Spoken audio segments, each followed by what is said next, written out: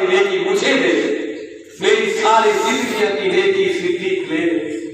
ذرا غور کریں دوستوں، توجہ کریں، آپ خدمت کی قدر نہیں کرتے کہ خدمت کے اندر کتنی عظمت ہے، خدمت کی کتنی قدر ہے، خدمت کی کتنی بڑی نیکی ہے۔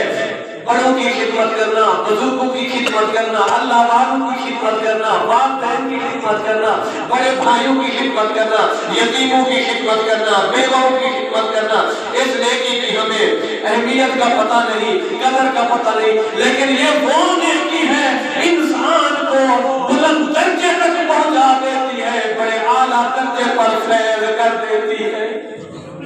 صدیق اکبر نے کوئی زیادہ نمازیں نہیں پڑھی، صدیق اکبر نے کوئی زیادہ روزے نہیں رکھے تھے، صدیق اکبر کے بعد جو اتنا بڑی شان ملی صدیق اکبر کو، افضل البشر بعد الانبیاء کا جو لقب ملا صدیق اکبر کو میرے آقا کی خدمت کی وجہ سے، میرے آقا علیہ الصلوۃ والسلام کی تعظیم، ادب اور احترام کی وجہ سے صدیق کو اتنا بڑا لقب ملا۔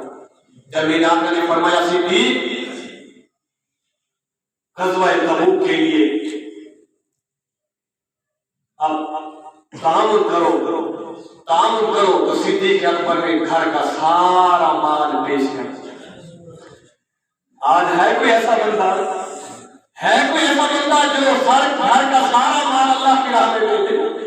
دیوار پر بول رہے ہیں کہ کہیں کوئی چیز باقی تو نہیں ہے، کوئی چیز باقی تو نہیں رہے گی، کپڑے اتار کے ڈاک کا لباس پہن لیا، گچھڑی باندھ کے نبی کی بارگاہ میں آ گئے۔ میرے آقا نے فرمایا صدیق گھر کے لیے کیا چھوڑا ہے؟ عرض کی اللہ اور اس کے رسول کو چھوڑ کے آیا، سب کچھ اللہ اور اس کے رسول کے نام پر قربان کر دیا۔ یہ ہے صدیق اکبر کا عشق، یہ ہے صدیق اکبر کی محبت کہ صدیق اکبر نے اپنے نبی کے لیے، نبی کے دین کے لیے، دین اسلام کے لیے تن من دھن قربان کر دیا۔ اس کو کہتے ہیں عشق۔ اور پیر باؤ رحمۃ اللہ تعالی نے اسی عشق کی جھلک بیان کرتے فرمایا ایمان سلامت ہر کوئی منگے، ات عشق سلامت ہوئے، منگنی مال شرماون عشقو دل کو غیرت ہوئی،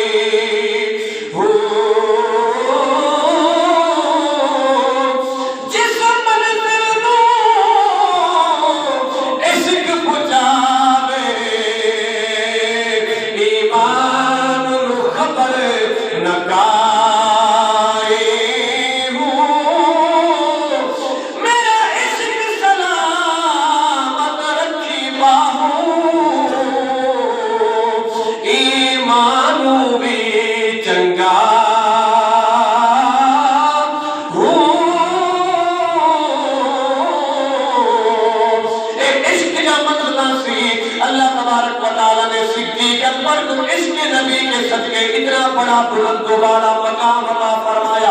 افضل البشر بعد الانبیاء، اگر کسی کو مقام ملا ہے تو صدیق اکبر کو ملا ہے۔ نبی علیہ السلام کی ادب، نبی علیہ السلام کی عزت، تعظیم اور آپ کی خیر خواہی کی وجہ سے، خدمت کی وجہ سے صدیق اکبر کو اتنا بلند و بالا مقام ملا۔ ان کا وصال ہے، وصال کا دن پرسوں کا دن، اتوار کا دن ہے۔ آپ ان کی یاد میں اپنے گھر میں محفل سجائیں، بچوں کو بٹھائیں کہ آج یوم صدیق کا بھی یوم صدیق ہے، ان کے حوالے سے بچوں کو آگاہ کریں کہ ان سے محبت ایمان کا حصہ ہے۔ ان کی سیرت ان کے سامنے رکھیں، ان کی خلافت ان کے سامنے رکھیں۔